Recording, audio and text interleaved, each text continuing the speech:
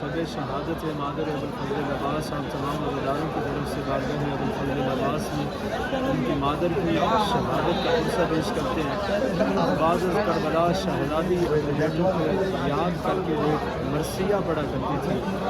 میری شہزادی فرماتی تھی لا تدعونی بیک ام البنین تذکرینی بالیوث العرین کانت بنونا لیا ادعا بہن والیوم اصبحت ولا من بنین اربعۃ مثل نسور الربا قد واصل الموتى بقطع الوتین تنازع الفرسان اشلاءهم وكلهم امسى سميعا تعین یا لیت شعری اقما اخبروا بأن عباسا قطیع الیمین۔ اس کا ترجمہ کسی نے بہت خوبصورت انداز میں کیا ہے۔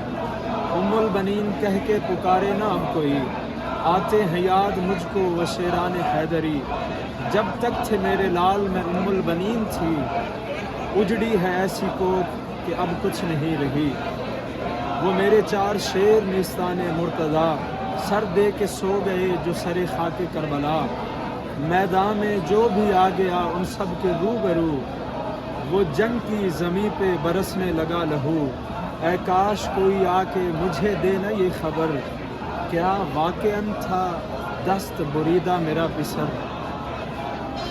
شام شہادت سیدہ ام البنین صلوات اللہ علیہا عراق کے مختلف شہروں سے مومنین سرکار ابوالفضل عباس کی بارگاہ میں ان کو ان کی مادر کی شہادت کی تعزیت پیش کرنے کے لیے آ رہے ہیں۔ وہ عظیم ماں کہ جس نے عباس جیسے باوفا بیٹے کو وفا کے درس دیے۔ موسم آپ دیکھ رہے ہیں، بارش ہو رہی ہے، سخت سردی ہے، اس کے باوجود آپ ماتمیوں کا جذبہ دیکھیں، ماتمی پہ موسموں کا کیا اثر، ماتمی کا صاحبہ حسین ہے۔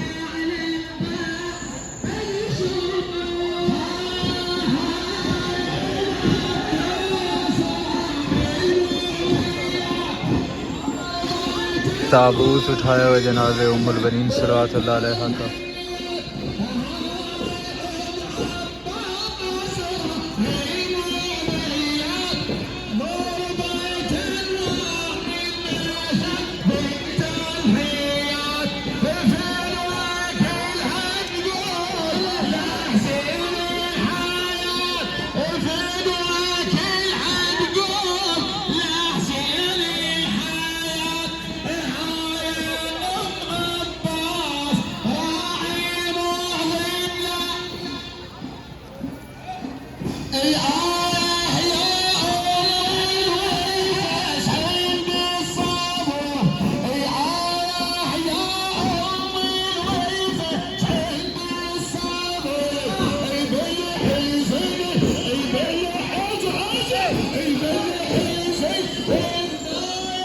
ترتیب آپ دیکھیں کہ کس طرح منظم صفوں میں اور حرمین کے اطراف میں مولا عباس کے حرم والی سائڈ سے یہ ماتمی جلوس آ رہا ہے، ماتم کرتے ہوئے ابھی مولا حسین علیہ السلام کے حرم کے پاس پہنچے ہیں۔